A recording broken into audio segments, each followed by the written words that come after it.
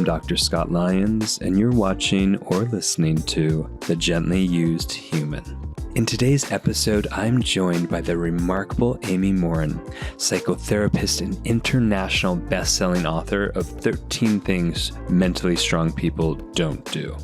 Together, we'll explore the foundation of mental strength, how it's about managing thoughts, regulating emotions, and choosing behaviors that align with our best selves.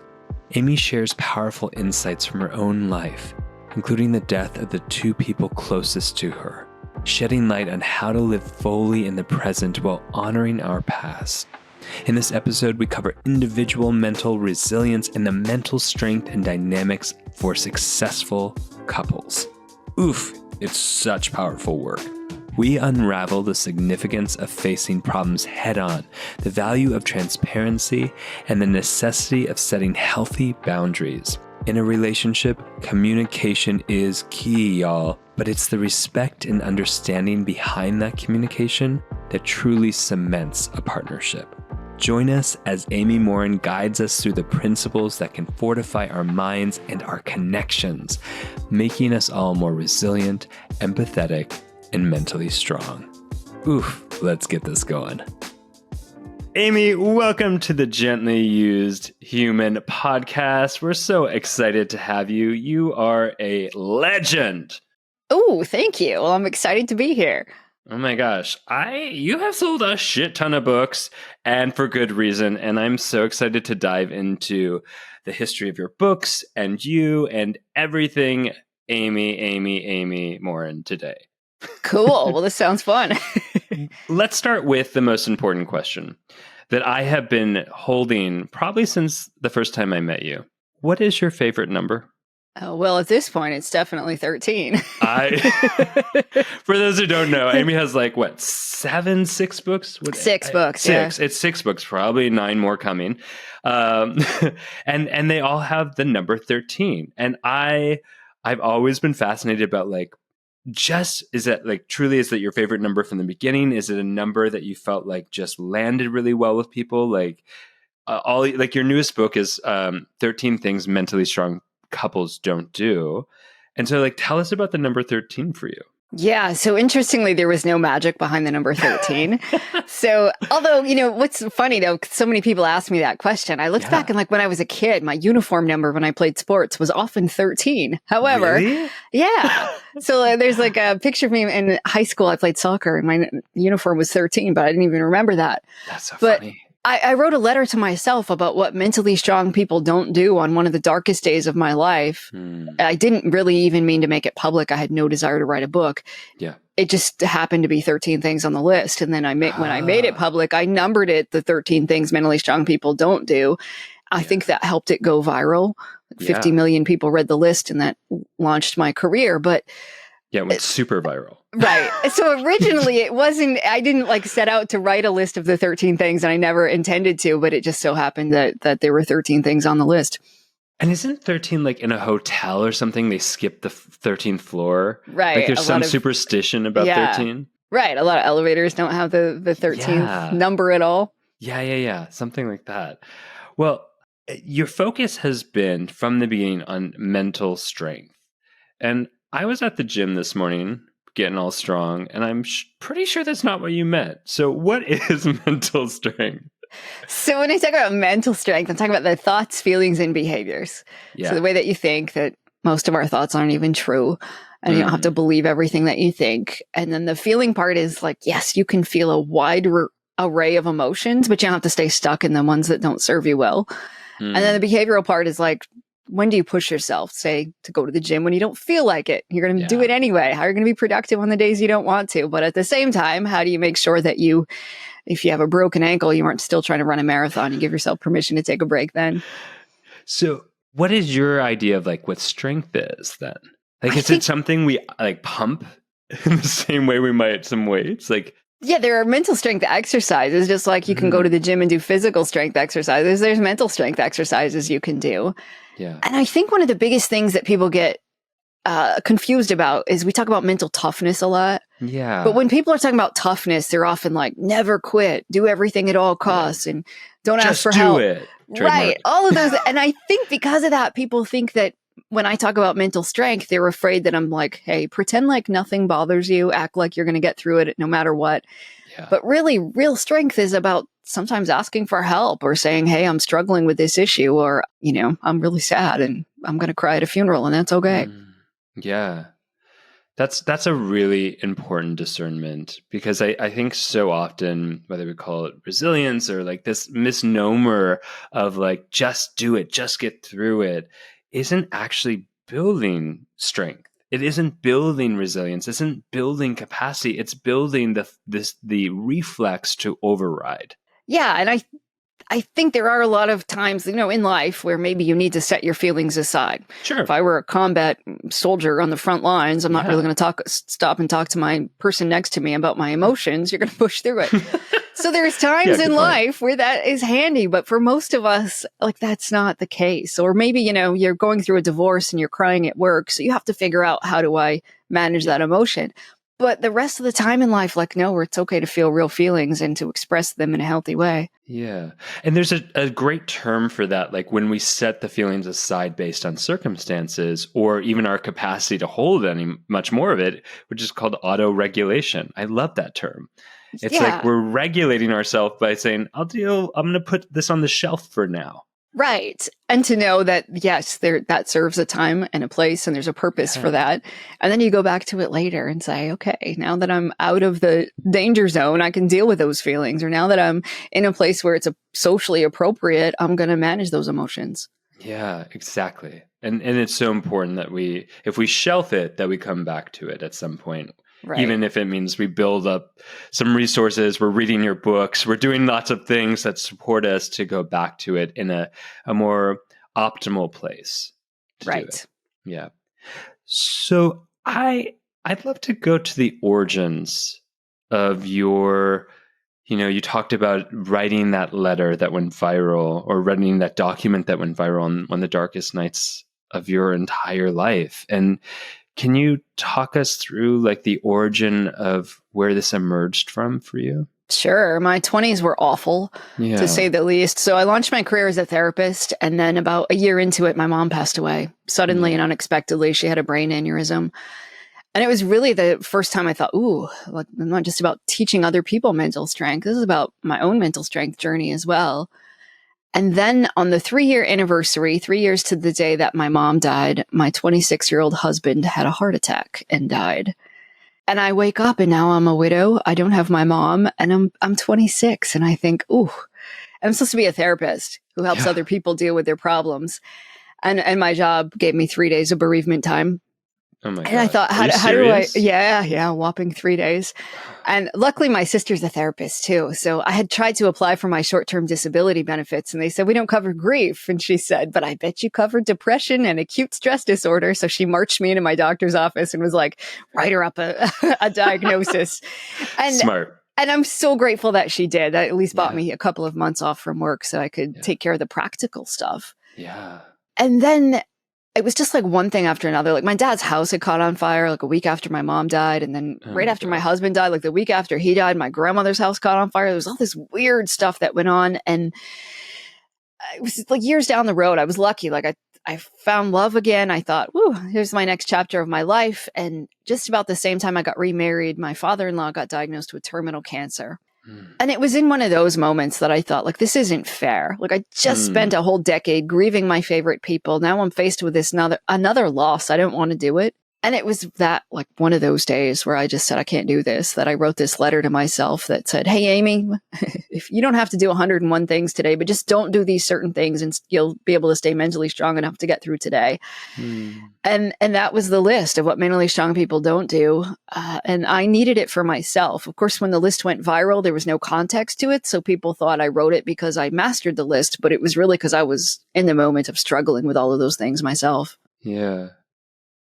That's so interesting. And I think that there's like it's interesting pressure for authors to actually, when they write about it, to have conquered it. When I think let's fucking normalize that most people who are writing books about resilience or any of the topics are still human. Right. In process.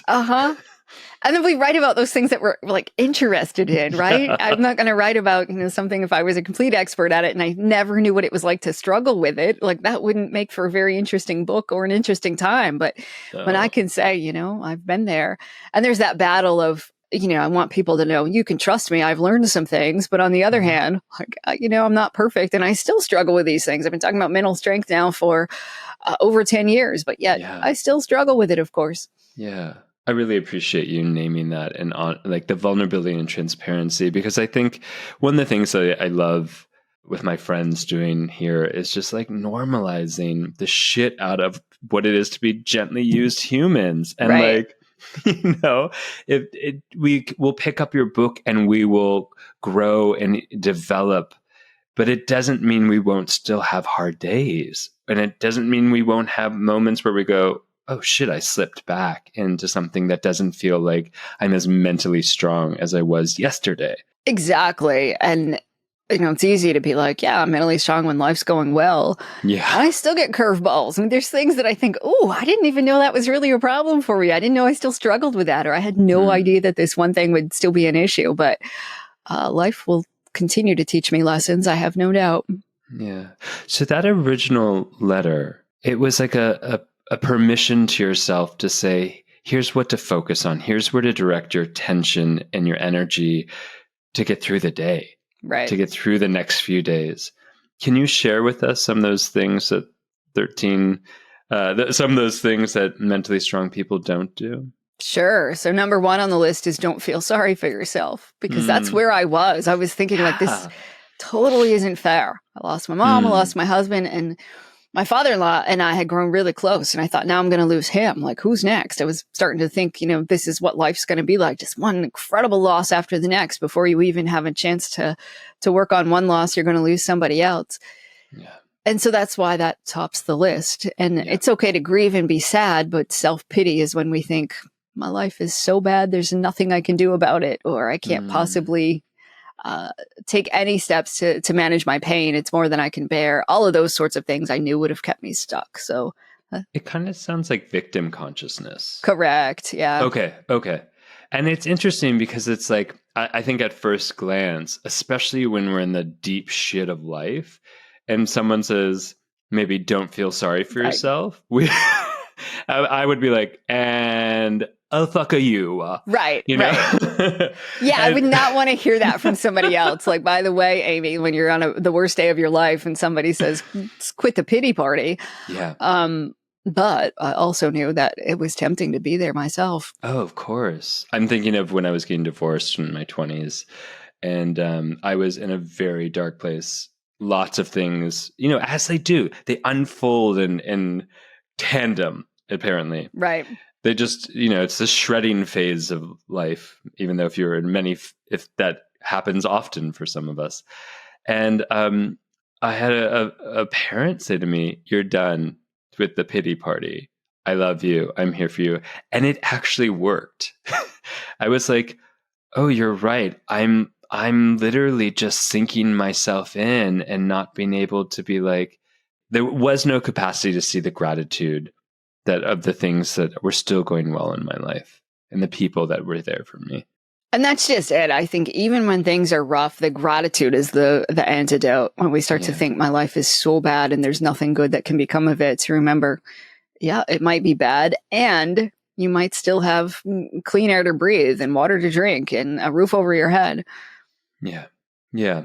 So that's the top one, is don't feel sorry for yourself. Are there other ones that you feel like are really potent for you? Yeah, the number 2 on the list was... Is this in the order, by the way, of like what felt most important, or was just like the flow? In that moment, it was what I was struggling with, I think, the most. And so that's how the list ended up. And then we kept the book the same. So in the same order.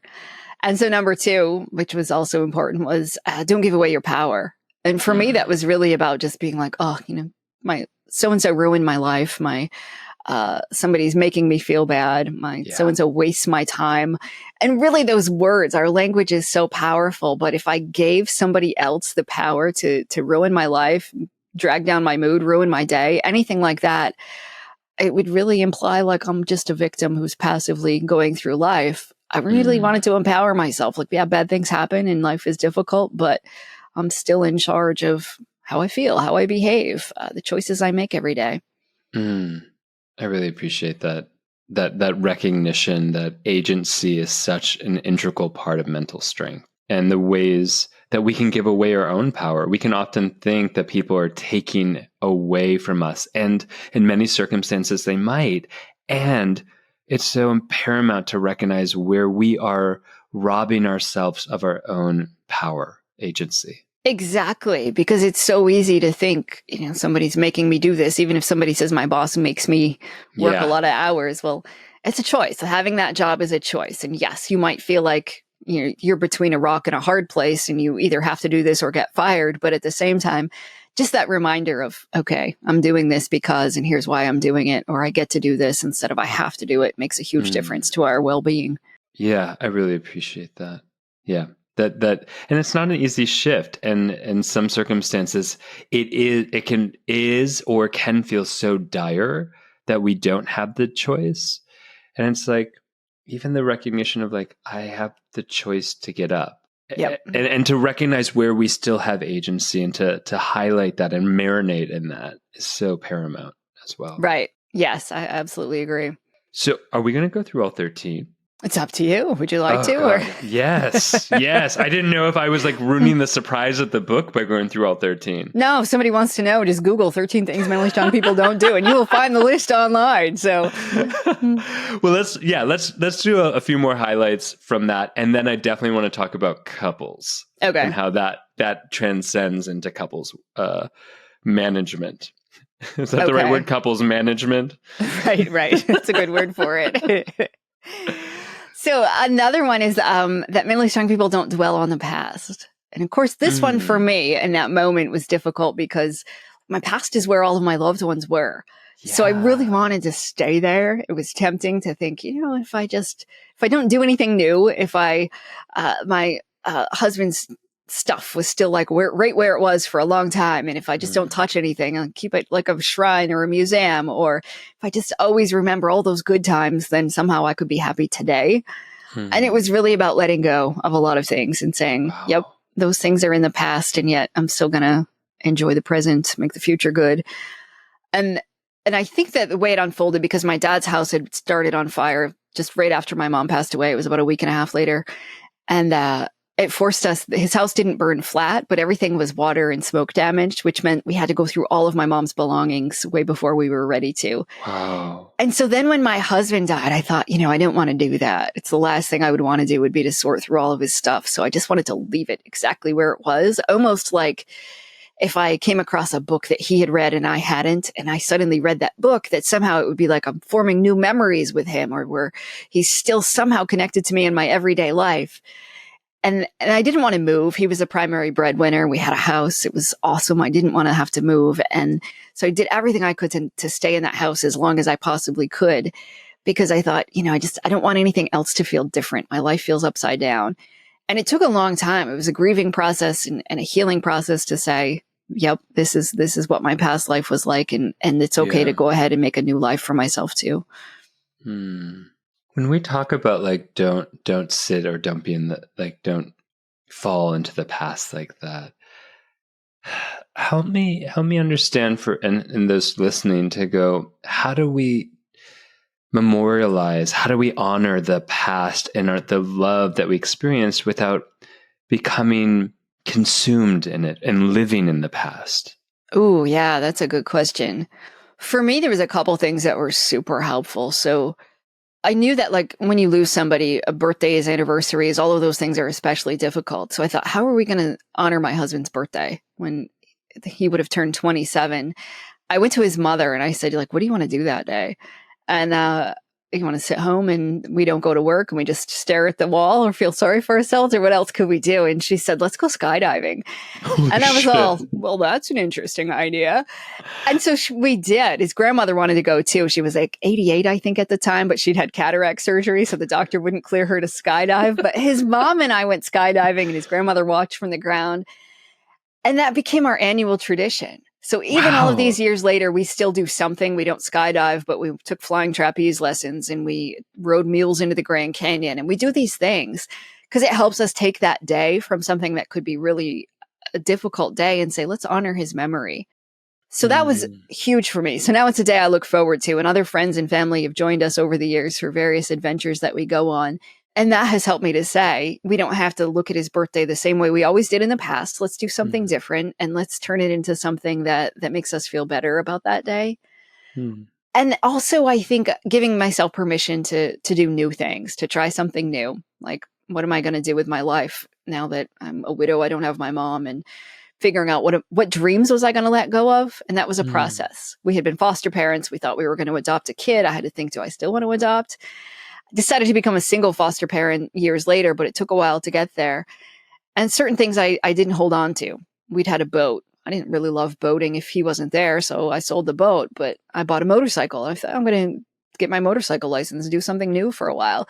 So it's really about just saying trial and error. I'm going to experiment with new things, get out there and do stuff that's different to figure out who am I now, that I don't have to be the same person I was then. But letting go of that was a process too, of saying I'm going to become a different person, and that's okay. Yeah. Wow. That's such a beautiful example of exactly what I asked, in the sense of like, how do we live and honor the past without falling back into it? I mean, we know that that's an element of trauma, is we lose our sense of time. We get entrapped in the past and a fear of the future.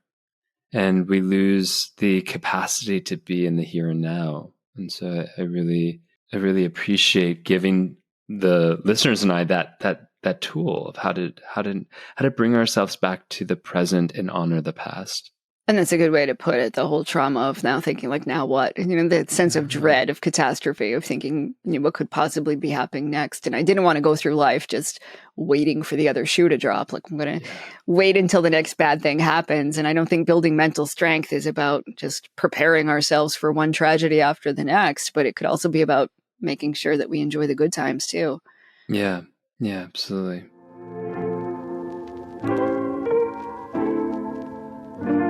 I want to take a moment to give a loud shout out to the Embody Lab, which is one of the most incredible resources for body-based and somatic therapies. This show is all about healing, and the Embody Lab does exactly that.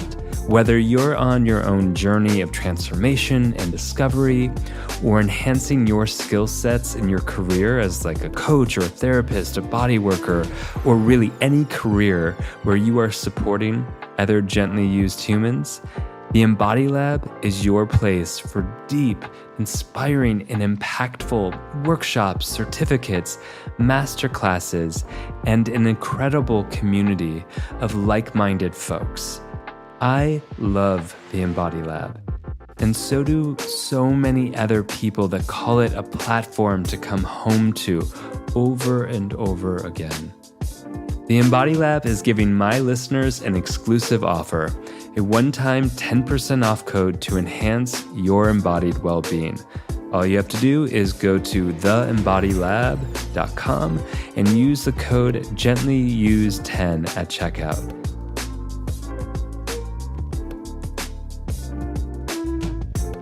Should we take one more of the original list, and then we're going to get into the couples?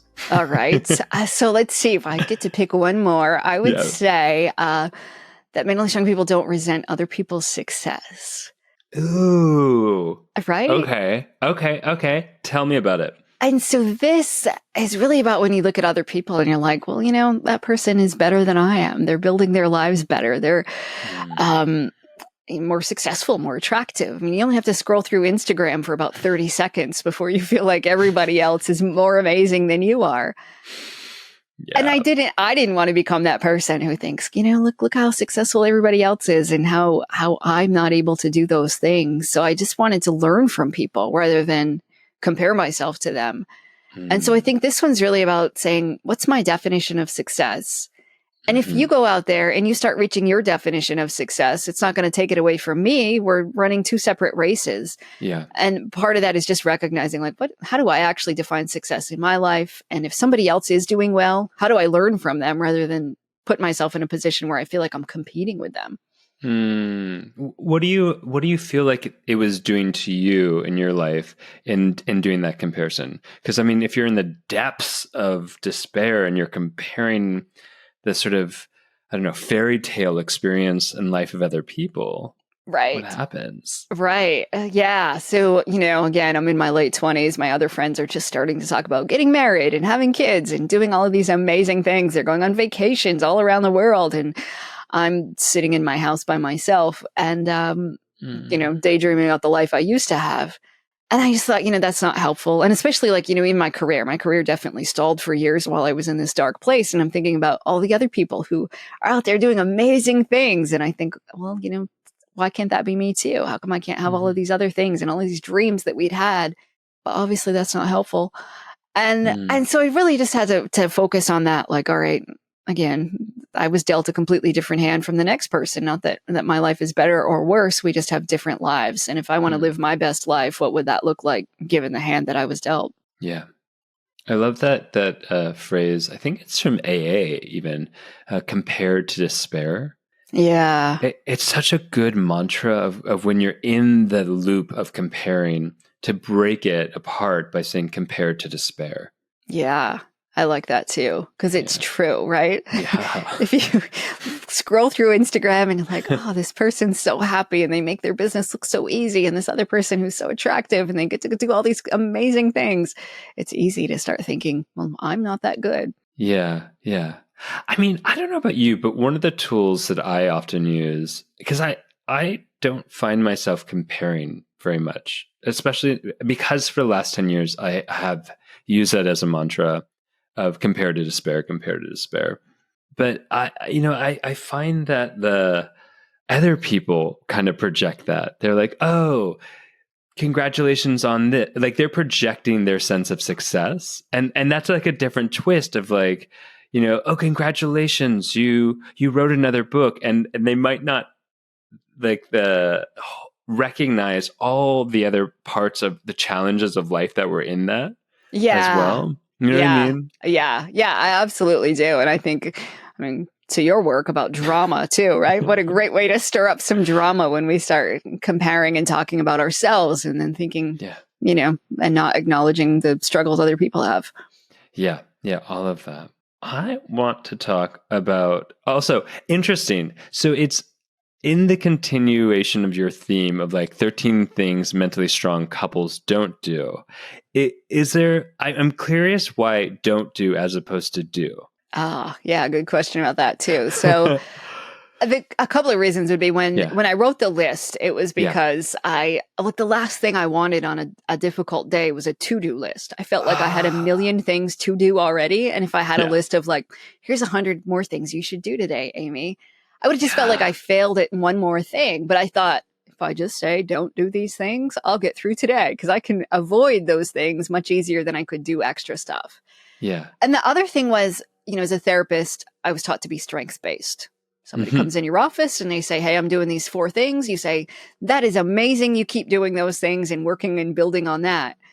And at some point I was like, if I went to see a physical trainer and they said to work out, like, I'll do it. I'll listen to you and I'll keep working out. But what if they didn't say to me, like, actually, all that junk food you eat before you come in is really outdoing most of the work that you do here. You're going to need 4 more hours on the treadmill to outrun the 4 jelly donuts you ate for breakfast.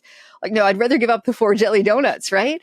Yeah. So I thought the same thing when it comes to mental strength and mental health. If you just give up like your worst habit or two, all the good things you already have going on are just so much more effective.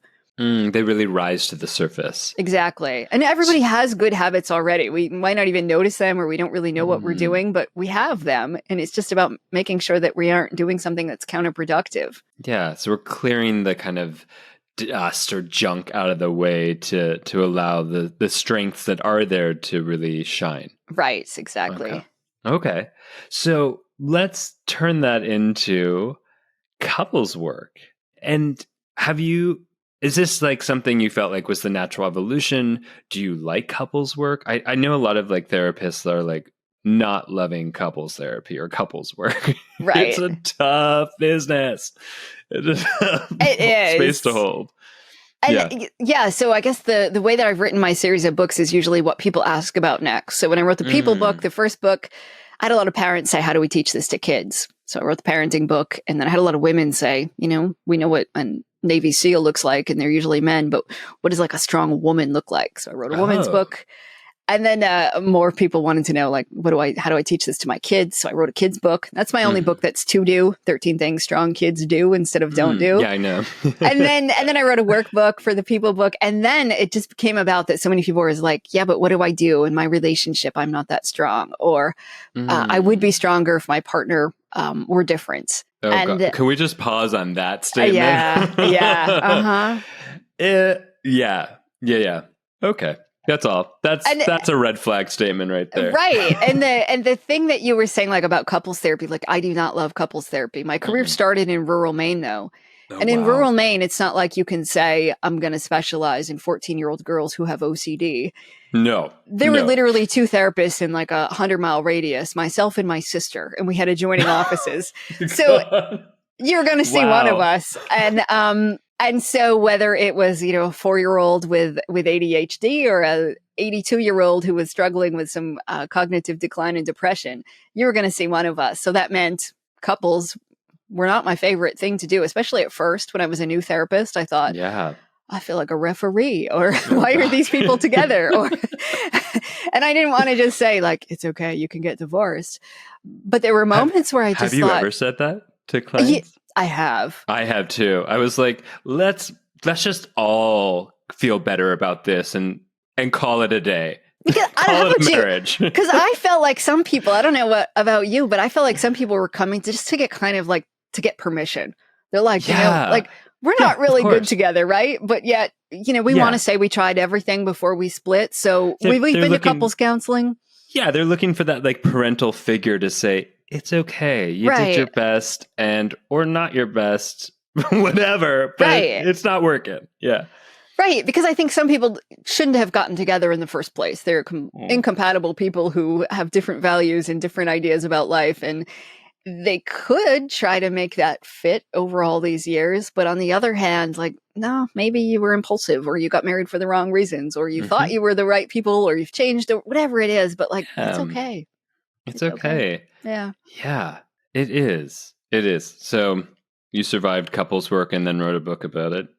Yeah. And so when, and I thought, it makes sense because so many people like try to stick it out. And I think there's that idea of mental strength is about sticking things out at any cost, or people thinking, again, back to, if my partner changed, then I could be a stronger person. So I wanted to write a book that says, here's how to grow your own mental strength in the context of a relationship. Here's what to do if the both of you are on board with wanting to become stronger.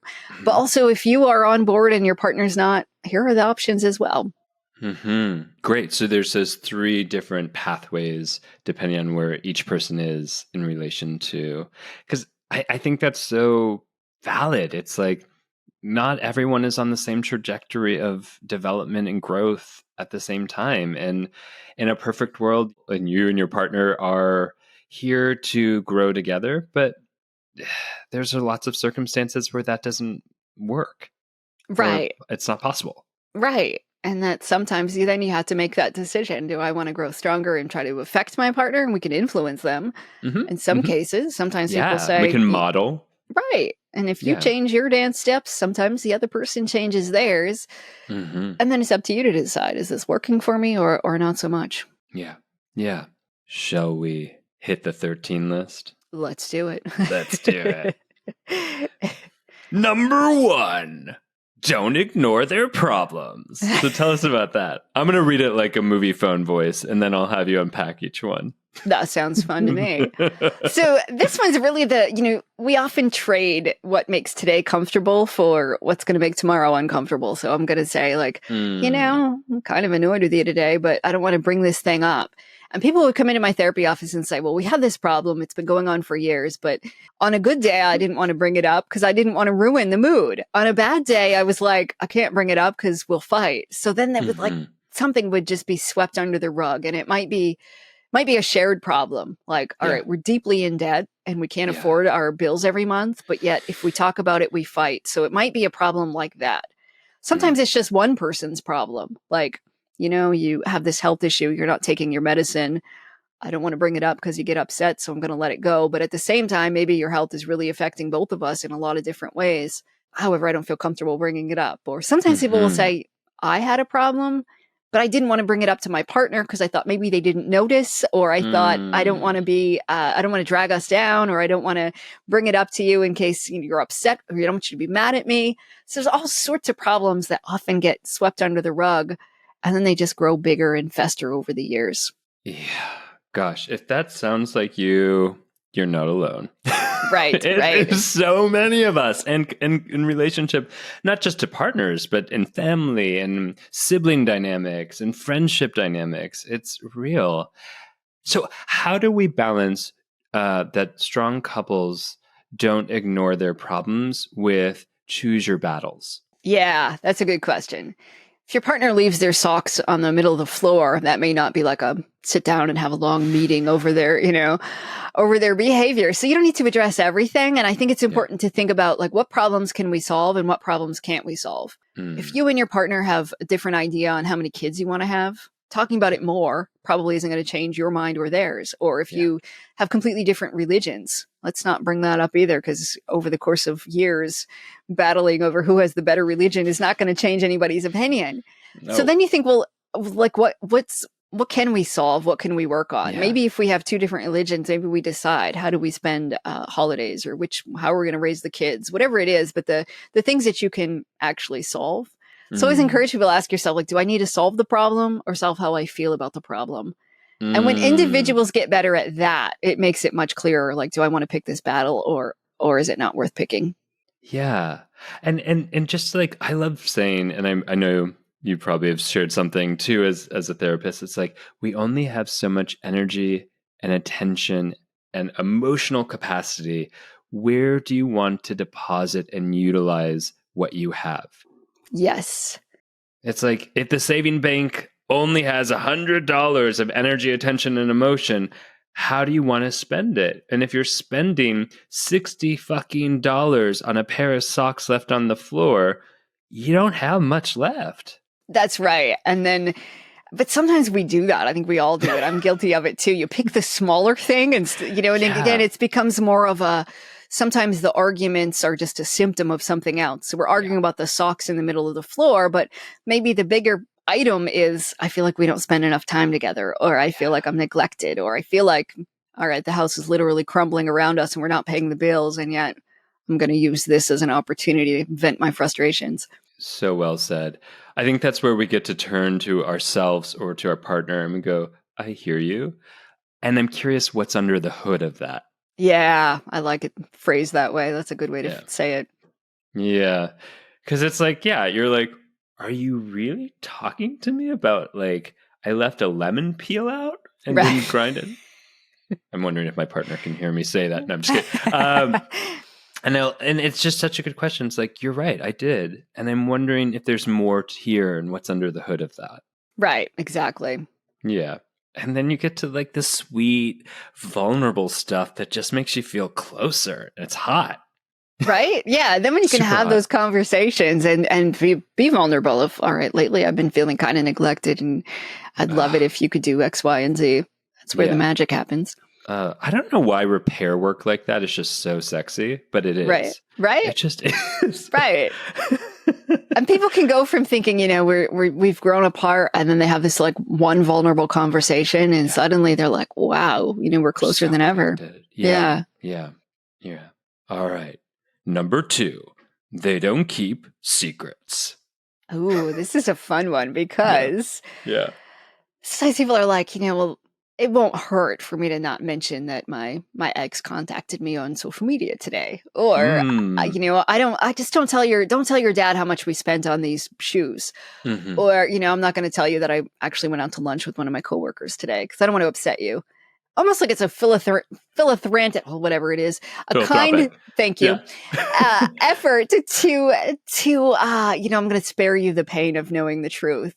But really, it's self-serving, right? I don't want you to be mad at me, so I'm not going to tell you, or I'm not going to admit this because I know I messed up. And it's those things that really can break down a relationship. Of course, we should have some privacy. Yeah. If your friend calls and says, I have an emergency, can I talk to you for a few minutes? It might not be your partner's business what their personal emergency was. Or if you keep your password to your social media account private, you might have guys have decided like, that's okay. You can keep your passwords private and we're not going to snoop in each other's DMs, and that's okay as well. So to know that there's a difference between privacy and secrecy, but sometimes to justify the secrets we keep, we to tell ourselves, this is just private, but it's not, it's a secret. So well said. And that's such like a important discernment again of what is privacy and what is secrecy. Right. And to know if I'm like harboring this thing because I know that my partner would be mad, that's the red flag that it's a secret. It's not just something I'm keeping private. And then, I mean, like, it's an interesting point. It's like, this might hurt my partner. This might hurt my spouse. It's like, and then so I remember I was about 16 and a Cosmo article came out. And I'm pretty sure it was Cosmo. And it said, if you cheated on your partner and you tell them, essentially you shouldn't tell them. Like that's your burden to bear. And I sat with that for about 15 years and until I was in an experience where that happened to me. And I was like, and I found out and I was like, oh, I almost didn't want to know. I mean, I'm glad I knew. I made my decisions based on that. But it's like, but I was like, oh, I don't want to be here for you to offload your emotions about it, like your guilt. I'm not here to help you relieve your guilt. So it's that interesting tension between secrecy and privacy. Yeah. Right. And have you ever had anybody that comes in your therapy office and asks that question, like, I cheated on my partner, should I tell? Yes, all the time. Right? Not all the time, everyone. Not all the time. It's not happening to everyone. A few times, I should say a few times. And how do you advise people when they ask you that question?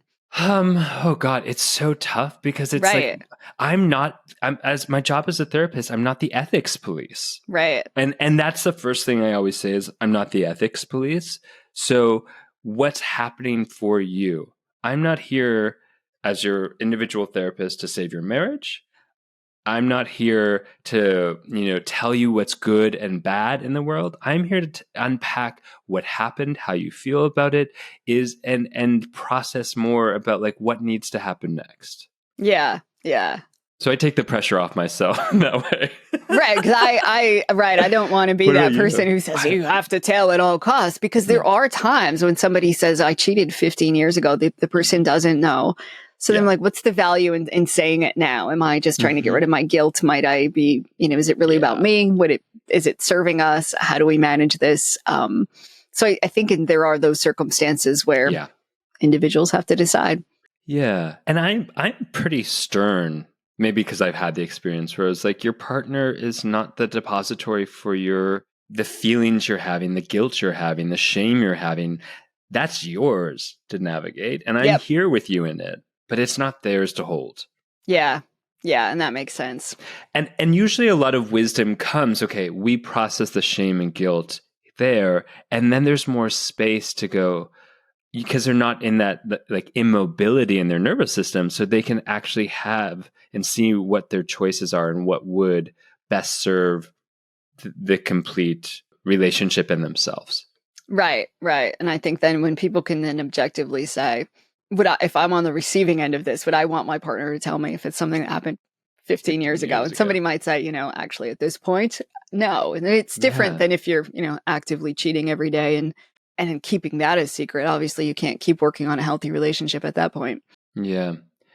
Yeah, cheating's an interesting one because I have even heard couples say they're like what their breaking points are. And they've Yeah. said, look, my breaking point is when you yell at me. I would even be more okay with you cheating on me than raising your voice in front of our kids at me.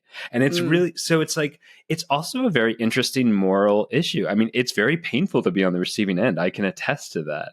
And we all have our own different relationships about what sort of the morality of sex is. Right. And sex out of, yeah. Yes. And so many people will say like, well, everybody cheats, or I know my partner cheats on me. We just don't talk about it. And for other couples, like that would be obviously the breaking point. The hint of cheating would be enough to, so, it always leads to interesting conversations. Yeah.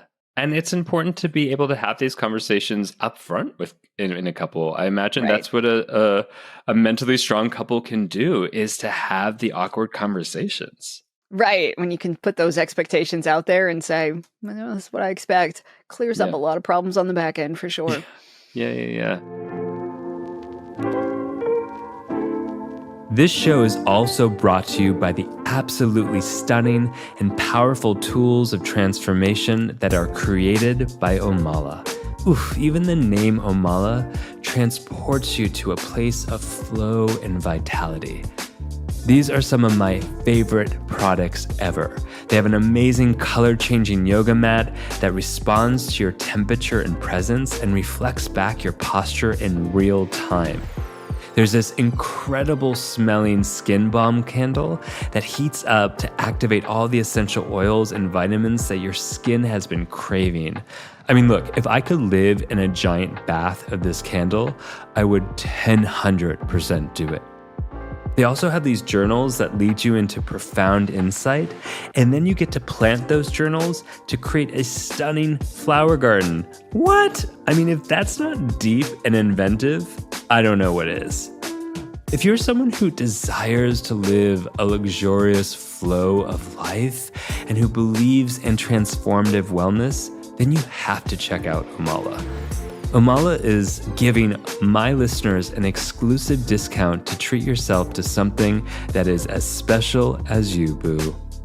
All you have to do is go to omala.com, that's OMALA.com, and use the code DrScott10 at checkout.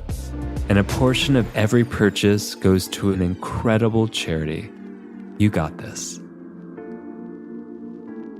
All right, number 3. They don't hesitate to set boundaries. Ooh, this is a fun one.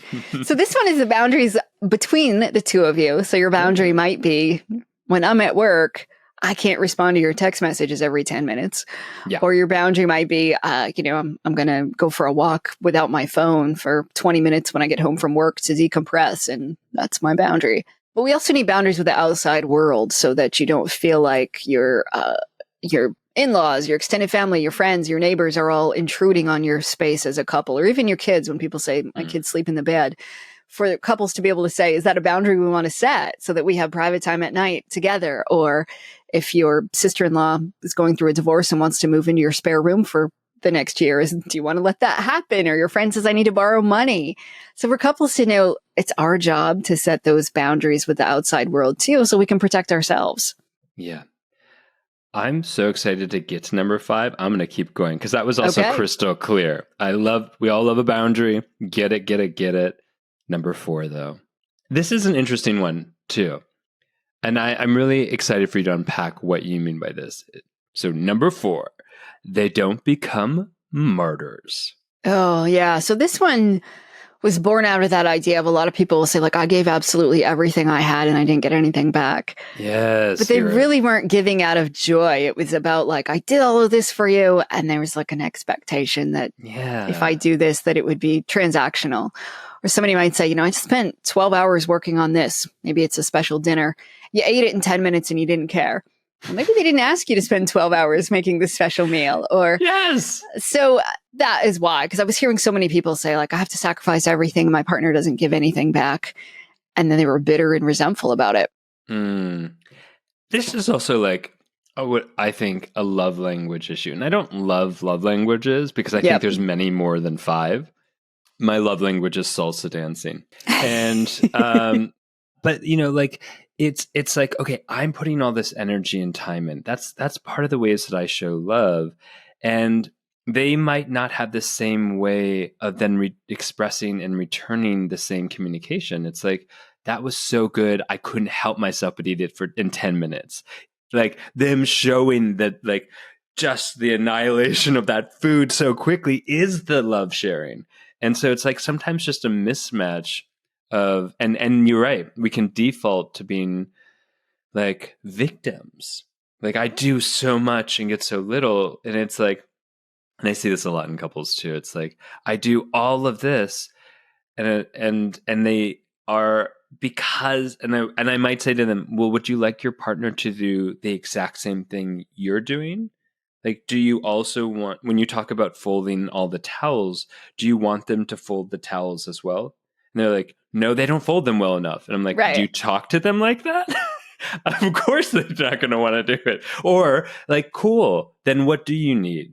And that's just it. It's just phrasing sometimes our request as a request rather than a complaint. How easy is it to, be slamming things around, hoping your partner will come help you in the kitchen? Or we're like, oh, I have so much to do. Yet we don't ask them, hey, could you do this for me? Or could you help out with this? Yeah. And never weaponize, my friends, the you should have known. Right. Oh, that is a death of connection. Right. It's like, well, you should have known. That's just general expectation. It's like, that's your general fucking expectation, right, to which you must communicate. Yes. Good point. All right. Here we are. Number 5. Mentally strong couples don't use their emotions as weapons. Yeah. So this one was about when a lot of couples would say things like, I just can't control my emotions. So when we dive deeper into that, and somebody might say, well, when we start talking about the finances, I start to cry. And maybe you're sad about the fact that you're in debt, but the tears are really about, I want you to stop talking. And if I turn on the waterworks, you feel bad, so you stop talking. Or you bring up a mistake that I made and I start to cry. I know you won't keep digging deeper. Or sometimes people would say, I raise my voice because I just can't control my temper. But really, raising their voice was more like, if I raise my voice at you, you'll see I'm too angry to talk and you'll stop talking. And I want you to stop talking because I don't want to discuss this. Or I walk away during a heated discussion. And then when I come back, we don't ever talk about it. So I know walking away ends it. So it's really about knowing whatever your emotions are, that it's still your responsibility to manage them and to be able to have those difficult conversations and to do the hard things without using them as a strategy to say, I have anxiety, so I can't go to your mother's house, but really you just don't want to go. Yeah. And is this also where people start to shift their language of like not weaponizing their emotions as well and saying like, you made me feel. Right. Okay. Right. Yes, exactly. And saying, it's your fault because you made me feel bad. Or sometimes about behavior, like, you drove me to drink. You made me do these things I didn't want to do. No, you chose to do those things. Yeah. That's a real tough one for a lot of people to take radical responsibility when they're having an emotional response that is in relationship to something that didn't feel okay or that was not okay. Right. And knowing, like, yes, it's okay to feel sad. It's okay to feel angry. You're going to feel anxious at times. How are you going to manage that and make sure that you're still working together as a team despite your emotions? And your partner might step in and help out in some places. And as a team, you might decide, I have a lot of anxiety, so making phone calls is difficult for me. How do we manage that, though, so you don't become the person who takes on everything when it comes to making appointments and things like that? Or you don't become more like my mom rather than my partner? Or it's just really, again, about communication and knowing whatever you feel is valid, that's okay. But what are you going to do with those feelings? Yeah. Well said. As always, Amy, you're so articulate. I've always loved talking to you. Cool. Thank you. It's fun to talk to you. It's fun to talk to you. You deconstruct the shit out of things in just such an accessible way. So I always appreciate that. Hey, thank you. And I don't want to fix you. I just want to say that because that's the next thing that we're going to is mentally strong couples don't try to fix each other. They don't. Stop right. it. But how often does that happen, right? Somebody drags their partner to therapy and they're like, my partner needs to work on X, Y, and Z. I saw on TikTok that they have narcissism. This is what they... I'm like, shh. There's only one qualified person in the room to say that. Right. But how, right? And so often that happens, or somebody says, my partner went through something in childhood. They haven't dealt with it yet. So we're here now to fix that.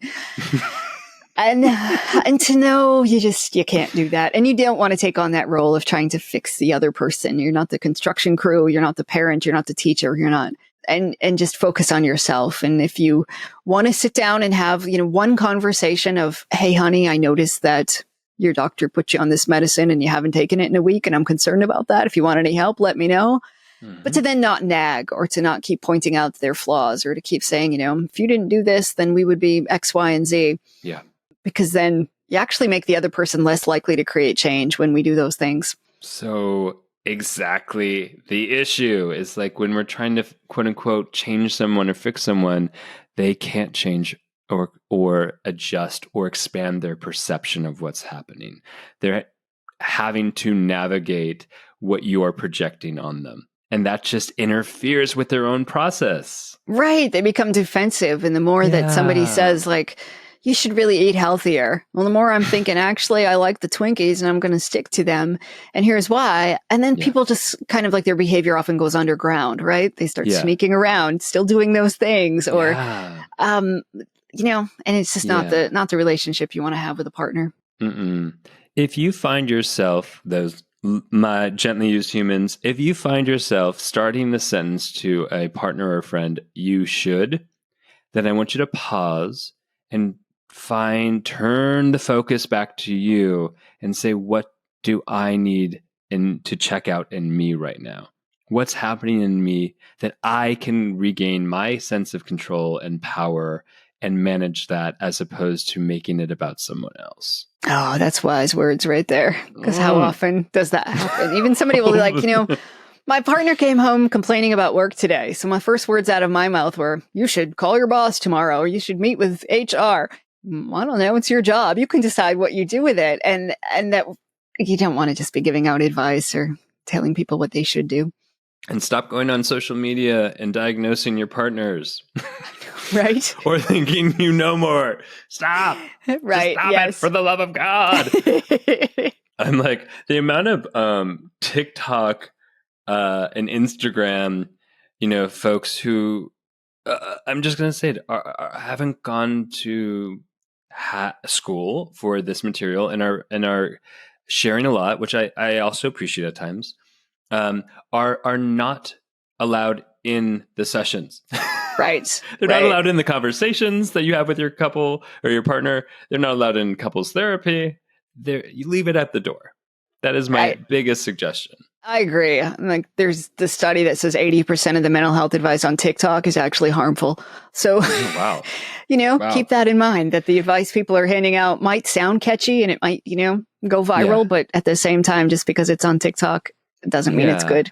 And while there might be some like kink fantasy of having sex with a therapist or your therapist, it's not sexy over time in a long-term relationship where one person is the quote unquote client and one person is the therapist. It Correct. is a power dynamic that over not too long is going to create havoc. Right. Exactly. Yeah. Ugh, not sexy. Right. All right. Number 7. Mentally strong couples don't communicate with disrespect. So, well, it's no surprise. Obviously, you shouldn't call somebody names or you shouldn't scream at them. There are those subtle things that couples are much more likely to do. The eye roll when somebody's telling you something, or the not looking up from your phone when somebody's talking to you, and the cold just really shoulder. just really not listening. And what that does to somebody who feels like, not being heard. And of course, on the flip side of that is to be respectful of the other person. If your partner's typing on their computer and they're trying to work and you keep interrupting them every couple of minutes, that's also not respectful. So to figure out how are we going to communicate in a respectful way, especially given today's world of text messages and emails and social media and things like that, but to have those conversations and to point out, I texted you 4 hours ago and asked you a question, you didn't respond. Let's have a conversation about that. Yeah. I do. Patience also. Right. All right. So, number 8, they don't blame each other for their problems. Now we've been navigating this already, Right. but let's highlight it one more time. Again, just to that, I would be happy if you didn't smoke cigarettes, or I'd be happy if you didn't spend so much time on the couch or on your computer. And really, when we start to think, you become the scapegoat to be able to say, my life would be better if you didn't do X, Y, and Z, and I'm not going to take any responsibility for fixing it. Yeah. Reclaim your power by recognizing you are your own instrument of happiness. Correct. Even in the context of a relationship, don't depend on the other person. You can't lose yourself and expect to know yourself. Right. This brings us into number 9. They don't forget why they fell in love. I love that. That's so fucking sweet. Well, and like when you're falling in love with somebody and they're the most amazing human and you think this is great. And then you fast forward like 10 years and suddenly the only conversations you have are about who's paying the bills and who's picking the kids up from soccer practice and money. And you forget, like, oh, we used to sit around and talk about hopes and dreams. And we used to have these wonderful conversations and quality time together. There's a reason why you pick this person to be your person and you continue to pick them every single day. And just remembering that, like, I could go through life with one of the other billions of people on the planet, but instead I'm choosing to go through it with you. And here's why. And sometimes it's just reminding yourself, but you might remind them too. Here's why I picked you. That can do wonders for your relationship. Yeah. I like those reminders. I like those like sharings. Like, oof, it's just sweet. Yes, definitely. One of the things I do sometimes with my partner is when we wake up, I'll say, what's a way I can really share just how much I love you today with you? Oh, I love that. To which he says, go back to sleep and let me sleep in. But whatever it takes. No problem. What a powerful question, though, right? For somebody to be like, oh, like you're actually invested in that. And and then you also don't have to spend the day guessing. No, I appreciate it. Like I like to do things my way, but that's not necessarily the way that my partner like feels the love or like really perceives it. So it's like doing things in my own love language and checking in. It's Number 10. They don't expect the relationship to meet all their needs. Preach, Amy. Oh, right. The whole Jerry Maguire, you complete me thing. Oh, fuck. And you think like, wow, what do we expect out of our partners in today's world? Like, I want you to be my business partner. We're going to manage the household together, the financial partner. If you're parents, you're going to be raising the kids together. You're doing all of these things. And by the way, I also want you to be like my sexual partner, my recreational companion. I need you to do all of these things. You're my confidant, my friend, my advisor. And we wonder why people are struggling. So it's important to make sure you know what your needs are and that you can meet some of those needs outside the relationship and to know your needs are not going to match up all the time. I might have a need for more independence. My partner might have a need for more companionship. What do we do about that? Yeah. Sometimes it's just as simple as saying, I have a friend I go hiking with because my partner doesn't love hiking. So rather than drag them along every Saturday, I'm going to find it's a different hiking partner and that's okay. Or, how else can I get my needs met in ways that are acceptable to the confines of our relationship, friends, family, hobbies, doing things on your own. Those are also important. So well said. I mean, just taking a breath from those high expectations does wonders on a relationship. Right? Exactly. Should we go to number 11? Let's do it. And I'm curious about how this is different from number 9, but number 11 is they don't neglect their partnership. Yeah. So this one is just really about like the quality of your love relationship together. So how do you make sure that you are spending quality time together? How are you making sure that you are giving your partner what they need? And that you do feel like you're just partners and you're not just parents, just business partners, just roommates who live in the same house. You want to make sure you're building that relationship as time goes. Yeah. And there's lots of simple things you can do to do that, but you just want to make sure that you aren't just like, okay, I did the dishes, I cleaned the house and I earned some money for us today. But like, what else are you doing to really build and grow that relationship together? Yeah. I love how you're really offering and suggesting just how important it is to prioritize our partners in this it's like we all get busy, but how do we save some of that energy in the bank and prioritize them with that energy? Because it's so easy to make our partnership fall to the bottom of the list because you think, well, my partner will understand, or we'll catch up on that tomorrow, or, and it just, if you do that after a while, you'll see that your relationship's going to struggle a lot more than if you just put the energy and effort in now. Yeah. Yeah. I feel like it took me at least 5 really gnarly relationships to be able to go, oh, relationships really require energy, attention, connection, emotion, effort consistently for the rest of the time that we are together, and priority. And like, I find it really enjoyable. And because it's rejuvenating too, it's nourishing. Right. And, it's so easy to do that and to feel that way when you're first like falling in love with somebody and you have all of these like, it's almost like when they look at your brain, it's almost like a drug addiction or bipolar because they're like, I don't need to eat and sleep. This is so amazing. And then over the years, when those feelings start to shift naturally, it becomes much more of saying, okay, I'm going to do this today. And even though I don't necessarily feel like it, I'm going to do it anyway. Yeah.